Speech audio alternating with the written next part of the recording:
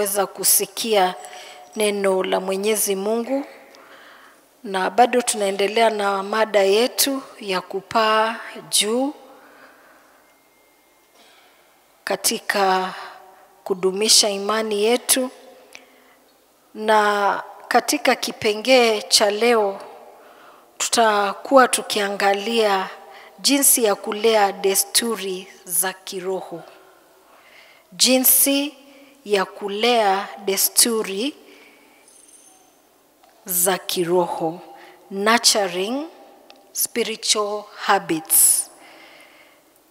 Na tuniwakumbushe, it's sustaining an upward momentum. The sub-theme this quarter has been how to sustain an upward spiritual momentum. And now the topic of today is nurturing spiritual habits. Kulea desturi za kiroho. Na tutakuwa tunaangazia Timotheo wa kwanza sura ya 4 mstari huo wa tutaanzia mstari wa kwanza kuteremka. Naomba tafadhali mkaweze kutupatia hayo maandiko. Timotheo wa kwanza sura hiyo ya 4, tutaanzia mstari wa kwanza.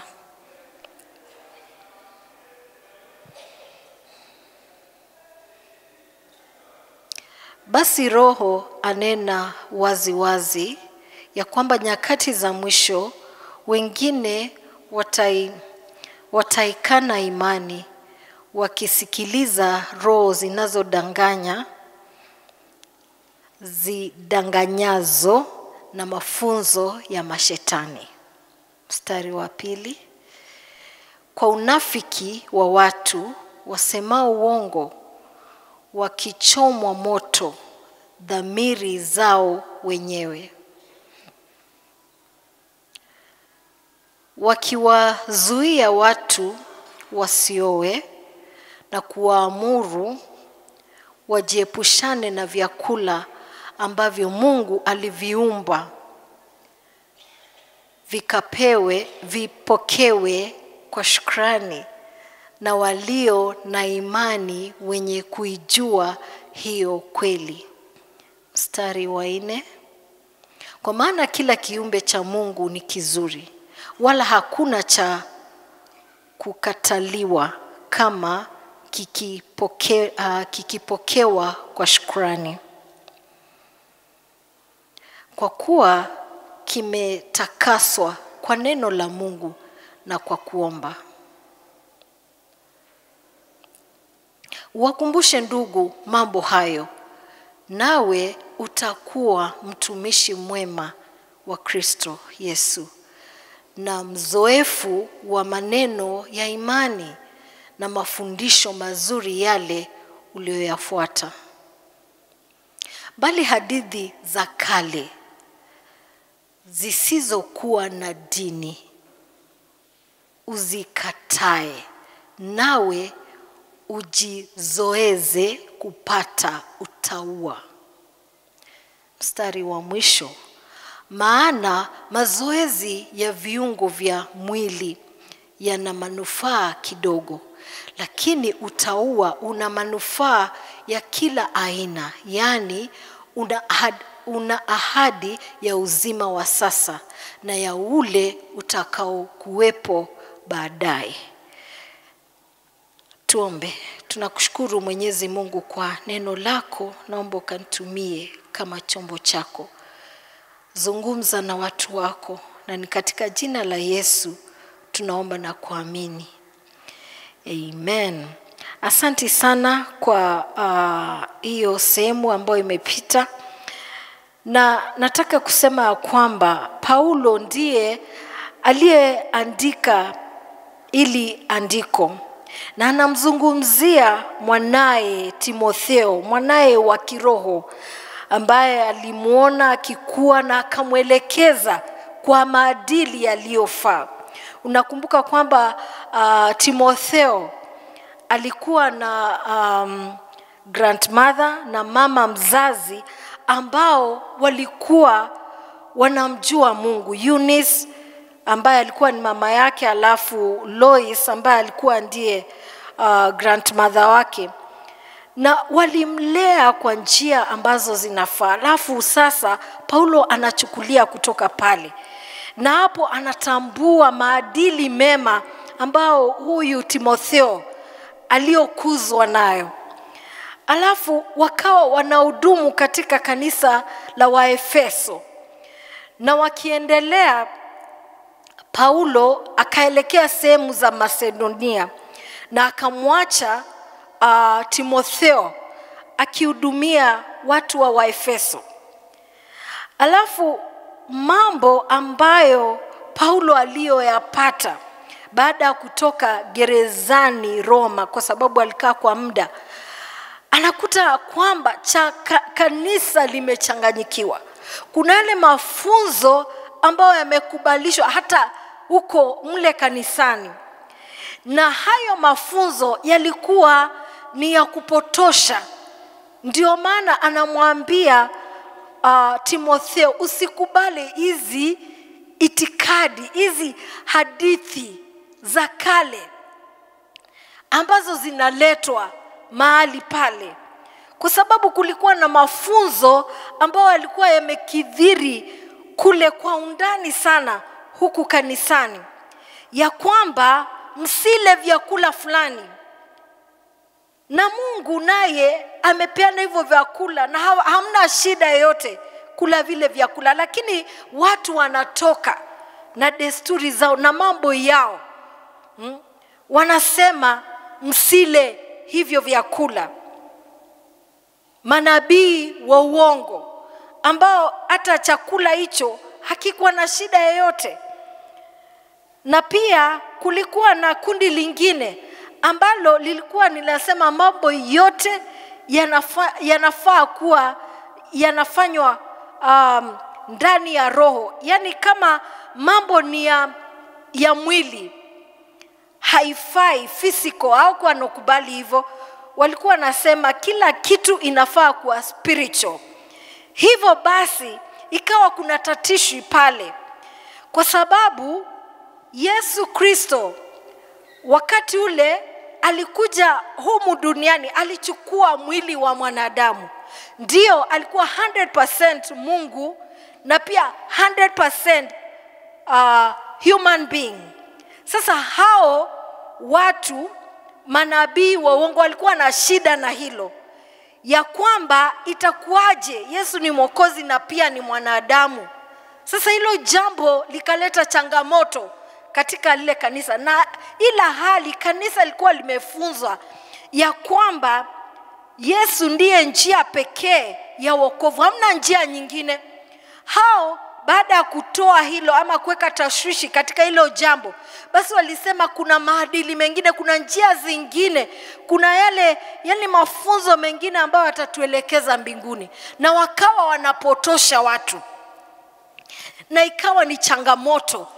Hivyo Paulo anasisitiza, anamwambia Timotheo, lazima uwafunze kwa kina kanisa ya kwamba wanapotoshwa nao mafunzo yanatoka wapi, hayalingani na neno la Mungu, ni tofauti kabisa. Na utakubaliana nami ya kwamba siku ya leo watu wengi hata Wakristo wamepotoshwa na hizi itikadi ambazo zimetoka huku tu. Unasikia tu mtu ametoka pale, unaenda unaona hii ni kanisa zuri sana, unaingia, halafu unapatiwa vitu ambavyo havilingani na neno la Mungu. Unaanza kuchukua samani, kuna hiyo imefanyika. So kuna watu unaenda unapatiwa kifagio, kwa mfano kifagio. Sasa kifagio kitaondoaje shida za kwako? Kifagio, na mtauziwa kifagio kanisani, na utaenda pale upatiane hela zako ununue kifagio cha kuondoa mashetani kwako. Kifagio kina nguvu gani? Wengine walipatiwa hata misumari Katika mwanzo wa mwaka huu unaambiwa nunua. Sijui wengine walinunua kilo 1, wengine walinunua kilo ngapi, labda mwingine alienda unaambiwa, yani mtu ana prophesy ya kwamba hiyo msumari inamaanisha kwamba kuna mambo mazuri, utakuwa na kiwanja chako utajenga. Msumari. Shida imezidi kukidhiri kwa sababu watu wameelekea Shakahola. Sasa niambie, katika kule kuomba na kufunga hamna shida katika kuomba na kufunga.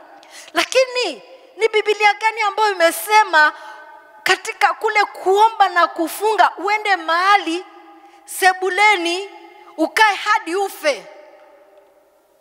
Eti unamngojea Mungu. Huo ndio utakatifu. Haya mafunzo yanatoka wapi? Na ndio maana Paulo alikuwa na shida sana, anamtuma Timotheo kwa haraka sana. Na ni taarifa kwa kila mmoja wetu, kwa sababu mambo kama haya yamepotosha kanisa la Mungu. Unakuta mtu anajua ukweli lakini anaenda anaingizwa box, anafanya mambo hata usioyaelewa. Nikaambia watu katika ibada ya kizungu miaka kama 5 hivi, nakumbuka ilikuwa katika nyumba za habari, wakieleza mtu yani warika, it was a young couple, hawakuwa wamezeeka. And then watu wameenda wameingia kanisa. Na ndio maana nitaweza kusema mambo fulani hapo, ndio tutahadhari kama watoto wa Mungu. Wameenda pale, wameona hapa panafaa kabisa.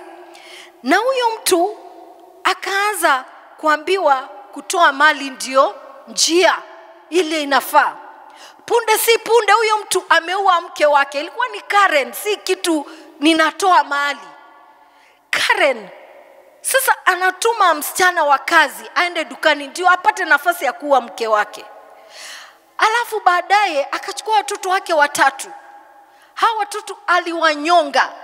Tulionyeshwa mahali sehemu watoto 3 walikuwa wametupwa, jinsi alivyowanyonga. Na hiyo roho ikazidi kumsumbua mpaka alipokuwa anarudi akatoka kwa gari yake na akangojea gari na kuja spidi, akajirushwa akakanyagwa na hiyo gari. Niambie, hiyo ni ibada ya aina gani? Ni vyema tutahadhari na tuelewa kwamba kuna mafunzo ambayo yako na ni lazima tukimbie, tujue neno la Mungu linasema nini na tufanye vile ambavyo inavyofaa. Timotheo akaambiwa, ambia kanisa. Na hata ukiona mstari wa 12 anaambiwa usikubali mtu yoyote adharau ujana wako, mbali set an example to the believers kwa jinsi ambavyo unavyojiweka. Lakini madhumuni ni kwamba ufanye jinsi ambavyo ufunze kanisa jinsi ambavyo neno linafaa kufuatwa. Kwa sababu ni watu walikuwa wamefunzwa neno na wameanza kupotoka katika imani.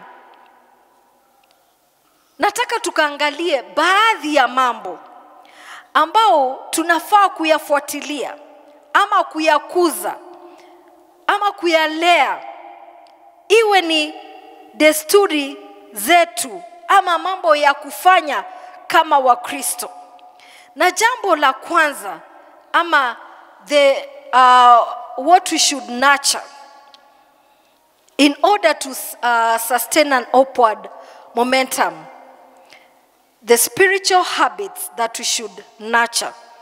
Hiyo ndio nataka tukaweze kujua.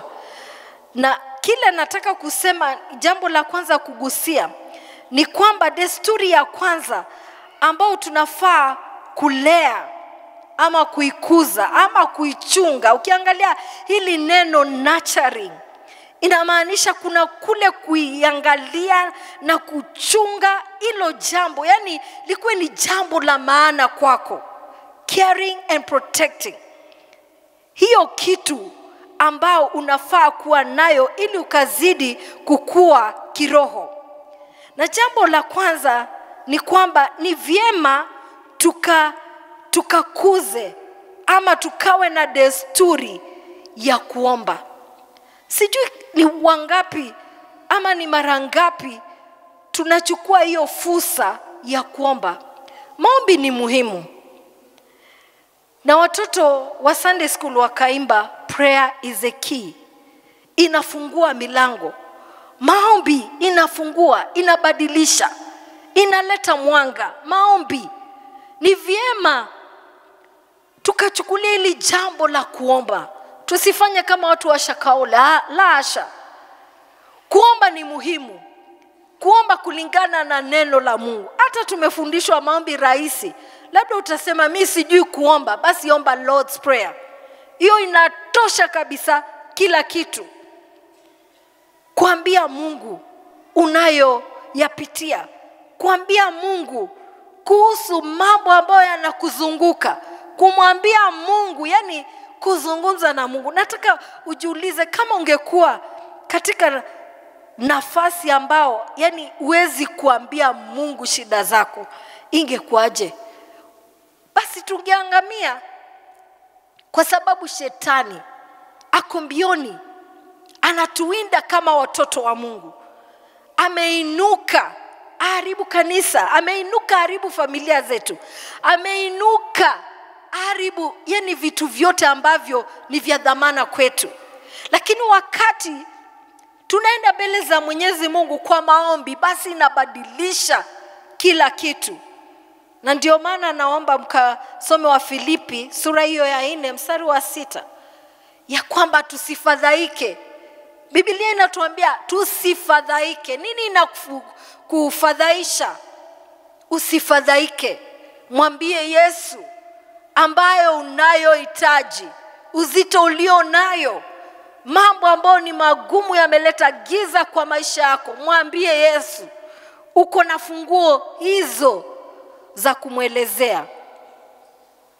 Na jambo la pili ni kwamba ni muhimu pia kuwa na ibada.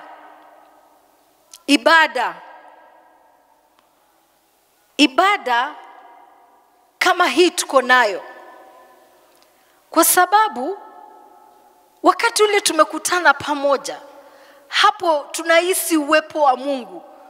Kuna ile yani joto inaletwa tukiwa mahali pamoja. Tunainua mikono yetu kumwambia Mungu unastahili. Yani unajieka tu mbele za Mungu tukiomba, kama vile tumekuwa na hiyo intercessory prayer. Tuko wote tunaliitia jina la Mwenyezi Mungu. Mbingu inashuka, mambo yanabadilika, nguvu za Mungu tunaziona kwa sababu ya ile maombi ya pamoja. Na ndio maana katika sura Waebrania sura hiyo ya 10 na mstari wa 25 tunaambiwa tusiache kukutana pamoja kama wapendwa.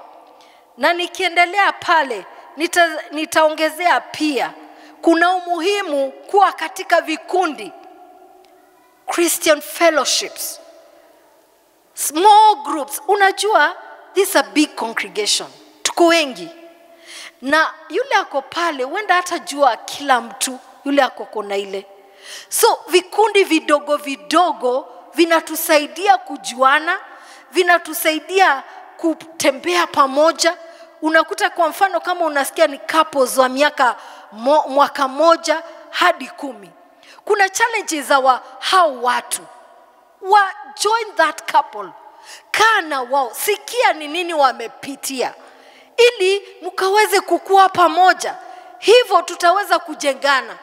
Ukisikia kwa estates kuna fellowships, ni important uhusike pale, kwa sababu utajua jirani yako. Haya, huyo jirani kuna ile connection ambayo mnafanya. Watu wengine tunasumbuka na kumbe your destiny connector kwa hapo na wewe.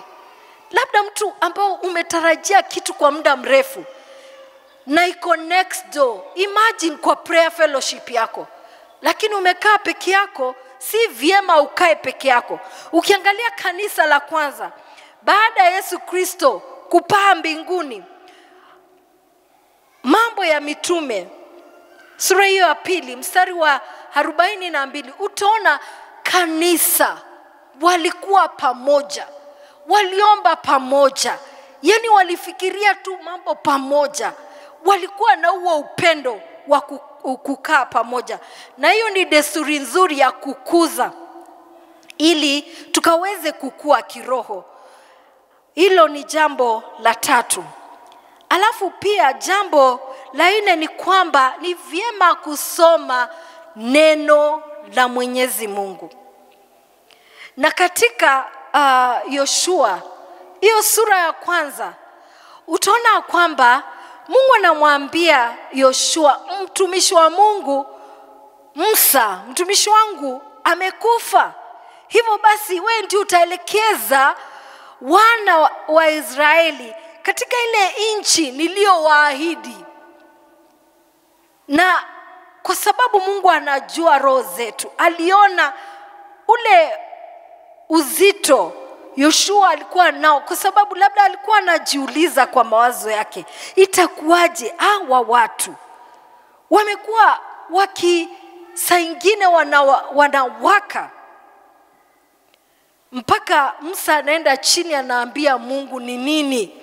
Alikuwa anaona saa ingine wanamghadhabisha mtumishi wa Mungu na hata wanamkosea Mungu.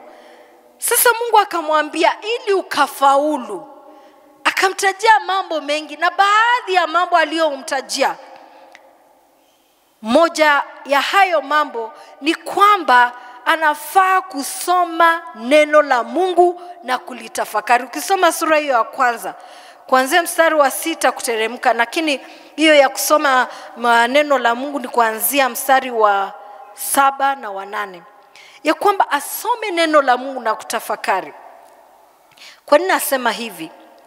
Wale watu ambao wamepotoshwa katika imani yao, wanapotoshwa kwa sababu neno hawalifahamu. Mtu anakuja anakuambia eka chumvi hapa, anakuambia kunywa mafuta, umekunywa mafuta, na hakuna basis kwa Bible ni kwa nini unafanya hivyo. Mbona tunapotoshwa na mtu anakuja na masomo yake, na we uko na Biblia, akisema mfuate hii njia, una counter na neno la Mungu, unasema neno la Mungu haliniambii hivi. Hata kama ni nani, neno la Mungu halisemi hivi, lakini we unaambiwa fanya hivi, unafuatana na hilo jambo. Yasikitisha sana. Watu wa Berea, ukisoma Matendo ya Mitume sura hiyo ya 17 mstari wa 11, hao wakitoka kanisani kama hapa katika ibada, walikuwa wanaenda sehemu sebuleni, wanaenda kusema tumefunzwa nini, na wanakaa na wanaangalia waseme kweli kile tulifundishwa ni cha kweli, Paulo ametufunza nini. Ni mara ngapi wewe baada ya kufunzwa neno la Mungu unaenda faragani na kujiuliza nimefunzwa nini, ama unasema vile tumeambiwa ni hivyo. The pastors are always right, everyone is always right. Kuna wale ambao wameogopi Mungu, wametengeneza kanisa smart kama hii, lakini wanaelekeza watu jehanamu.